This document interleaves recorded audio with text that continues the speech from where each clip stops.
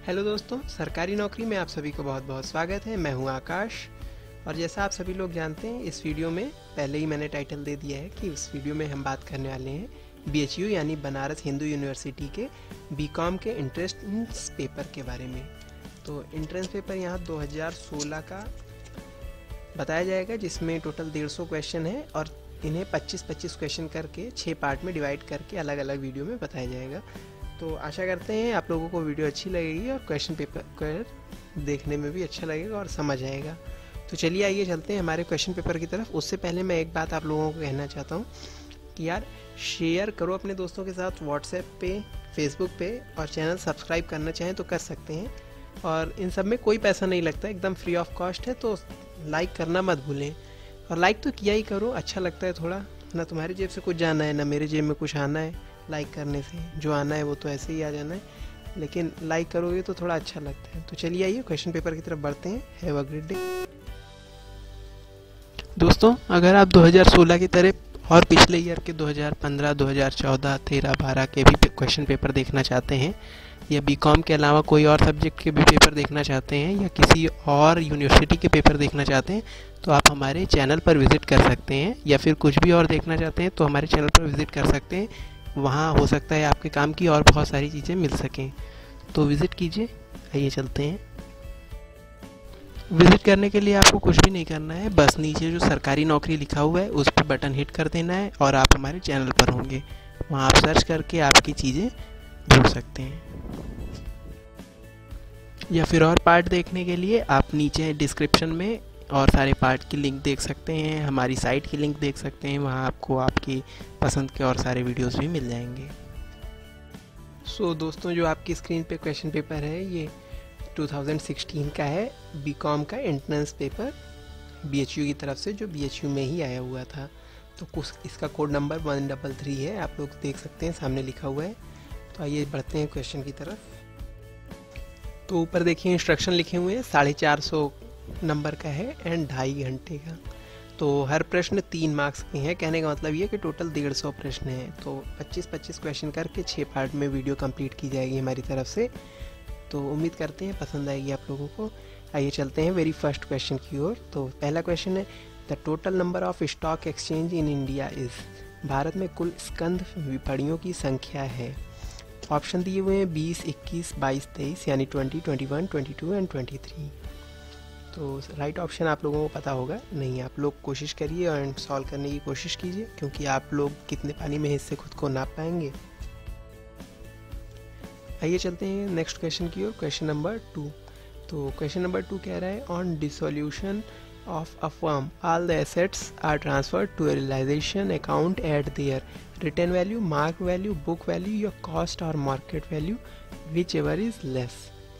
Firm के समापन पर सभी संपत्तियां वसूली खाते में हस्तांतरित की जाती हैं, अंकित मूल्य पर या बाजार मूल्य पर या पुस्तक मूल्य पर, या फिर लागत अथवा बाजार मूल्य जो भी कम हो उन पर। क्वेश्चन नंबर 3 की ओर चलते हैं। तो लिखा हुआ है, SEBI was established in. SEBI की स्थापना कब हुई थी? 1988, 1998, 1992 या 2002। प्रश्न एक बार सुन लीजिए, सेबी की स्थापना कब हुई थी। अब नेक्स्ट क्वेश्चन पे चलते हैं, question number 4। In India Nifty and Sensex are calculated on the basis of. Bharat में निफ्टी और सेंसेक्स की गणना किस आधार पर होती है? पहला ऑप्शन मार्केट कैपिटलाइजेशन यानी बाजार पूंजीकरण, दूसरा ऑप्शन पेड अप कैपिटल यानी प्रदत्त पूंजी, तीसरा ऑप्शन है फ्री फ्लोट मार्केट कैपिटलाइजेशन यानी मुक्त प्लवित बाजार पूंजीकरण, एंड चौथा ऑप्शन है ऑथराइज्ड शेयर कैपिटल यानी प्राधिकृत अंश पूंजी। इसके साथ ही दोस्तों चलते हैं क्वेश्चन नंबर 5 की ओर। तो चलिए आइए चलते हैं। क्वेश्चन नंबर 5 है, the financial instrument with shortest maturity period is. यानी सबसे कम परिपक्वता अवधि वाला वित्तीय उपकरण कौन सा है? पहला कॉल मनी यानी मांग मुद्रा, दूसरा सर्टिफिकेट ऑफ डिपॉजिट जमा प्रमाण पत्र, तीसरा कॉमर्शियल बिल यानी वाणिज्यिक बिल, चौथा ट्रेजरी बिल यानी खजाने का बिल। प्रश्न एक बार फिर से, सबसे कम परिपक्वता अवधि वाला वित्तीय उपकरण कौन सा है? आइए नेक्स्ट प्रश्न की तरफ चलते हैं। तो नेक्स्ट क्वेश्चन है क्वेश्चन नंबर 6, कॉमर्शियल बैंक्स और development banks issue this document. वाणिज्यिक बैंक या विकास बैंक कौन सा अभिलेख जारी करते हैं? पहला है कॉमर्शियल बिल यानी वाणिज्यिक बिल, दूसरा ट्रेजरी बिल यानी खजाना बिल, तीसरा सर्टिफिकेट ऑफ डिपॉजिट यानी जमा प्रमाण पत्र, चौथा कॉमर्शियल पेपर यानी वाणिज्यिक पत्र। प्रश्न 7 यानी question number 7, when shares are issued at premium, premium amount may be utilized for, यानी इसका हिंदी में अर्थ ये है अंशों को प्रब्याजी पर निर्गमित करने पर प्रब्याशी की राशि का उपयोग किया जा सकता है। इसका फर्स्ट ऑप्शन है issue of bonus shares, bonus अंशों का निर्गमन हेतु। दूसरा ऑप्शन है पेमेंट ऑफ डिविडेंड यानी लाभांश भुगतान हेतु। तीसरा ऑप्शन है पेमेंट ऑफ ऑपरेटिंग एक्सपेंसेस यानी परिसंचालन व्ययों के भुगतान हेतु। एंड चौथा ऑप्शन है रिडेम्पशन ऑफ डिबेंचर्स यानी ऋण पत्रों के विमोचन हेतु। अब सही उत्तर आप लोग पता कीजिए एंड लगाइए, चेक कीजिए खुद को कितना आप लोगों ने पढ़ा हुआ है। आइए नेक्स्ट क्वेश्चन की तरफ चलते हैं। 8वां, which one of the following is not objective of SEBI, इन चारों में से सेबी के, आइए हिंदी में लिखा हुआ है, निम्नलिखित में से कौन से सेबी का उद्देश्य नहीं है। अब नीचे इसलिए आगे क्योंकि थोड़ा ऑप्शन मुझे बताने में प्रॉब्लम होती। Protection to the investors, control over brokers, protection to the industrialists, checking the insider training. अब आइए इसको हिंदी में बता देते हैं। निवेशकों की सुरक्षा या एंड दूसरा है दलालों पर नियंत्रण, तीसरा उद्योगपतियों की सुरक्षा, चौथा आंतरिक ट्रेडिंग को रोकना। आइए क्वेश्चन नंबर 9 की तरफ चलते हैं। विच one of the following is not part of capital market? First guilt aged market, दूसरा कॉमर्शियल पेपर मार्केट, तीसरा न्यू इशू मार्केट एंड चौथा सेकेंडरी कैपिटल मार्केट। अब इन्हीं चीज़ों को हिंदी में जान लेते हैं। निम्नलिखित में से कौन सा पूंजी बाजार का भाग नहीं है? पहला श्रेष्ठ प्रतिभूति बाजार, दूसरा वाणिज्यिक पत्र बाजार, तीसरा नया निर्गम बाजार और चौथा द्वितीयक पूंजी बाजार। लोगों को पता ही होगा कि कौन सा पूंजी बाजार का भाग नहीं है, तो वही आप टिक मार दीजिए। विच one of the following is not a function of the new issue market? Question number 10 कह रहा है कि निम्नलिखित में से कौन सा नव निर्गम बाजार का कार्य नहीं है? तो आइए इंग्लिश में पहले ऑप्शन देख लेते हैं। ओरिजिनेशन ऑफ सिक्योरिटीज, दूसरा है अंडर राइटिंग ऑफ सिक्योरिटीज, तीसरा है डिस्ट्रीब्यूशन ऑफ सिक्योरिटीज एंड चौथा है एडमिनिस्ट्रेशन ऑफ सिक्योरिटीज। अब इसको अगर हिंदी में देखा जाए ऑप्शन तो प्रतिभूतियों का उद्भवन, दूसरा है प्रतिभूतियों का अभिगोपन, तीसरा है प्रतिभोगियों का वितरण एंड चौथा है प्रतिभूतियों का प्रशासन। अब कौन सा नवनिर्गम बाजार का कार्य नहीं है ये आप लोगों को टिक करना है। आइए क्वेश्चन नंबर 11 की तरफ चलते हैं। तो listing of the securities on the stock exchange does not help the company in raising funds may be and curtailing underwriting cost, तीसरा है widening the market of securities, चौथा है guaranteeing the fairness of securities. Fairness और क्या है, चलिए आइए हिंदी में बताते हैं तो कुछ आप लोगों को समझ आ जाएगा। स्कंद विपणि में प्रतिभूतियों के सूचीयन से कंपनी निम्न में से किसमें कोई सहायता नहीं मिलती? कोषों को बढ़ाने में, हाँ सही था, राइजिंग, जो बताया था मैंने कि राइजिंग लिखा हुआ है तो वही है। दूसरा अभिगोपन व्यय को कम करने में, तीसरा प्रतिभूतियों के बाजार को विस्तृत करने में, चौथा प्रतिभूतियों की दृढ़ता की प्रत्याभूति देने में। चलिए आइए क्वेश्चन नंबर 12 की तरफ चलते हैं। The most important function of a stock exchange is to safeguard the interest of investors, help in the capital information in the country, provides facilities for speculation, provide a ready market for all securities. इसका हिंदी अर्थ समझ लीजिए। स्कंद विपणि का सर्वाधिक महत्वपूर्ण कार्य है, पहला option है निवेशकों की हित की रक्षा करना, दूसरा ऑप्शन देश की पूंजी निर्माण की सहायता करना, तीसरा ऑप्शन सट्टेबाजी के लिए सुविधा प्रदान करना एंड चौथा ऑप्शन सभी प्रतिभूतियों के लिए तैयार बाजार देना। इन चारों में से एक सही ऑप्शन आपको चुनना है। आइए नेक्स्ट क्वेश्चन नंबर 13 की बात करते हैं। तो प्रश्न 13 कह रहा है विच one of the following is not a party of depository system? तो इसके ऑप्शन है the very first option is the depository participant, the second option the investor and the third option the broker and the fourth option the issuing company. तो आइए इसकी हिंदी में बातचीत कर लेते हैं। निम्नलिखित में से कौन सा डिपॉजिटरी पद्धति का पक्षकार नहीं है? पहला ऑप्शन डिपॉजिटरी पार्टिसिपेंट, दूसरा ऑप्शन निवेशक, तीसरा ऑप्शन दलाल यानी ब्रोकर एंड चौथा ऑप्शन अंश जारीकर्ता कंपनी। आइए very next question to our target, question number 14। Which one of the following is not a method of floating new issues in the primary market? इसका first option public issue bye prospectus, second option offer for sale, third option making the contract and the very fourth option is private placement. Hindi mean इसका है निम्नलिखित में से कौन सा प्राथमिक बाजार में नए निर्गमन के प्रवर्तन की विधि नहीं है?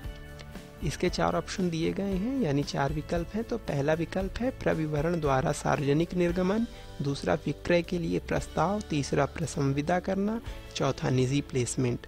आप लोग सोच रहे हो मैं बकबकाता जा रहा हूँ यार, कुछ फन होना चाहिए, लेकिन फालतू टाइम पास नहीं करते हैं क्योंकि आप लोगों का डेटा भी बर्बाद होता रहता है, बहुत सारे लोगों का, सब तो फ्री वाईफाई पे है नहीं। तो चलो आओ क्वेश्चन नंबर 15 की ओर देखते हैं। In which market old shares are purchased and sold? तो capital market, second is primary market, third one is secondary market and fourth one is money market. तो इसका हिंदी अर्थ समझिए, किस बाजार में पुराने अंशों की खरीद एवं बिक्री होती है? तो पहला उत्तर जिसका है मतलब विकल्प पूंजी बाजार, दूसरा विकल्प प्राथमिक बाजार, तीसरा विकल्प द्वितीयक बाजार और चौथा विकल्प मुद्रा बाजार। तो पुराने अंशों की खरीदारी और बिक्री जहाँ होती है वही आपको बताना है यहाँ। Next question is question number 16 यानी प्रश्न 16। Financial statement analysis does not include. पहला ऑप्शन है ट्रेंड एनालिसिस, दूसरा ऑप्शन है फंड फ्लो एनालिसिस, तीसरा ऑप्शन है कैश फ्लो एनालिसिस और चौथा ऑप्शन है इनकम स्टेटमेंट। तो हिंदी में आइए इसकी बात करते हैं। तो वित्तीय विवरण विश्लेषण सम्मिलित नहीं करता है। पहला ट्रेंड विश्लेषण, दूसरा कोष प्रवाह विश्लेषण, तीसरा नगद प्रवाह विश्लेषण, चौथा आय विवरण। आइए हम 17वें प्रश्न की तरफ चलते हैं यानी क्वेश्चन नंबर 17। तो calculate operating profit ratio when net sales are 20 lakh, gross profit is 20% and operating expenses ₹40,000। तो अब यहाँ हमें कैलकुलेट करना है ऑपरेटिंग प्रॉफिट रेशियो। तो 14% या 20% या 18% या 16%। आइए हिंदी में समझ लेते हैं। परिचालन लाभ अनुपात की गणना कीजिए। परिचालन लाभ अनुपात की गणना यहाँ हमें करनी है जब शुद्ध बिक्री 20 लाख रुपए की हुई है और सकल लाभ जो है 20% तथा परिचालन व्यय ₹40,000 का हुआ है। तो ऑप्शन फिर से 14%, 20%, 18% और 16%। क्या सही ऑप्शन है वो आपको लिखना है। आइए क्वेश्चन नंबर 18 की ओर चलते हैं। Claim not yet acknowledged as डेब्ट against the company is called current liability, second one option is contingent liability and third option is provisions and fourth option is reserve and surplus. Claim जो अभी तक company के लिए ऋण के तौर पर नहीं है कहलाते हैं। पहला ऑप्शन जिसका उत्तर है, उत्तर में पहला ऑप्शन चालू दायित्व, दूसरा ऑप्शन यानी विकल्प संभाव्य दायित्व, तीसरा ऑप्शन प्रावधान, चौथा संचय एवं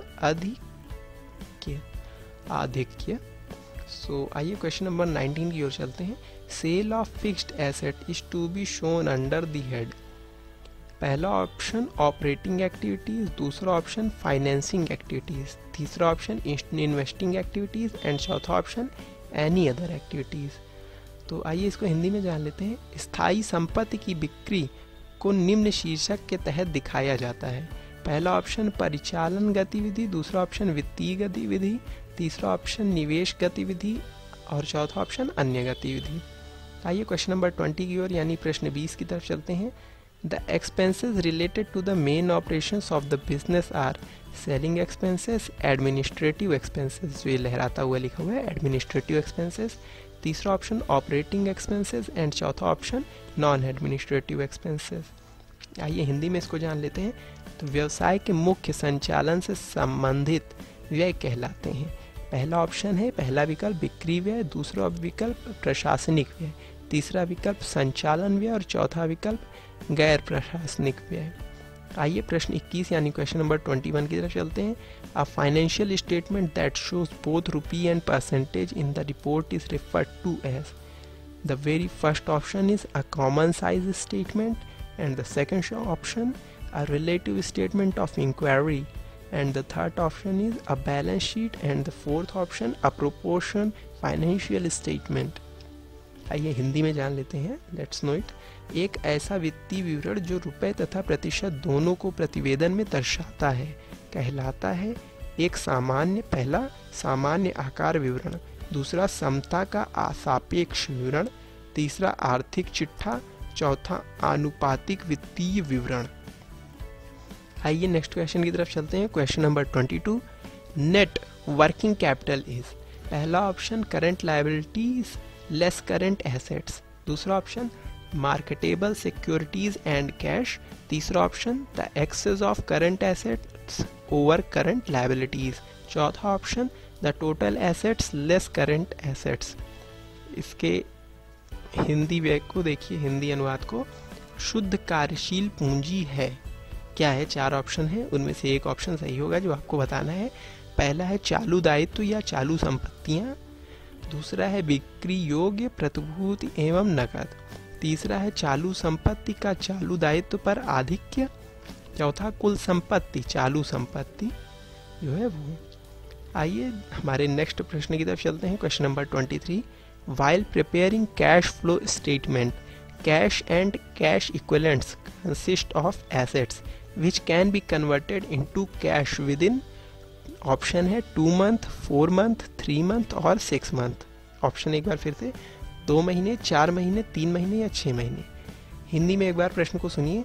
नकद प्रवाह विवरण निर्माण के दौरान नगद एवं नगद तुल्य वे संपत्तियां हैं जो नकद में निम्न अवधि में परिवर्तित की जा सकती हैं। 2 महीने, 4 महीने, 3 महीने अथवा 6 महीने। इन 4 ऑप्शन में जो ऑप्शन सही है वो आपको बताना है। आइए क्वेश्चन नंबर 24 की तरफ चलते हैं।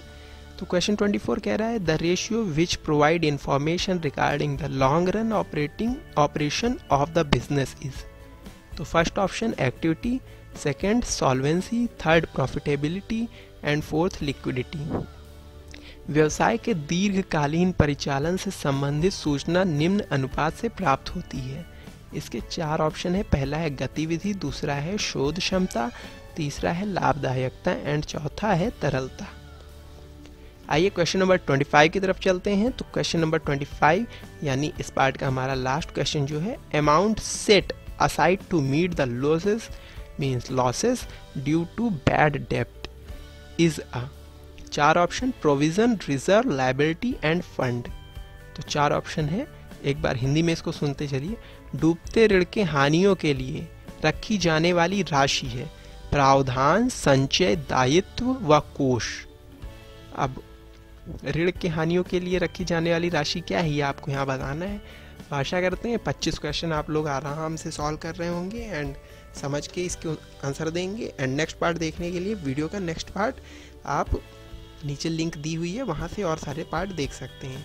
एंड ये फर्स्ट पार्ट है, second, third, fourth, fifth, sixth, total 6 part में कंप्लीट होगा। और यूट्यूब को डाउनलोड कर लीजिए जिससे आपको बार बार डेटा ना खर्च करना पड़े और आप ये वीडियो एक बार के ही डेटा खर्च करने पे 10 बार देख पाएँ। So have a great day, bye bye. अपने दोस्तों के साथ शेयर कीजिए, फेसबुक, व्हाट्सएप, ट्विटर, जहाँ भी चाहें वहाँ पे, लिंक्डइन वगैरह कहीं भी। और डाउनलोड करना चाहें वीडियो डाउनलोड कर लीजिए, यूट्यूब गो के थ्रू करिए, अच्छा रहेगा आप लोगों के लिए। Have a great day, bye bye. आप सब पेपर अच्छा दीजिए, मंगलमय हो।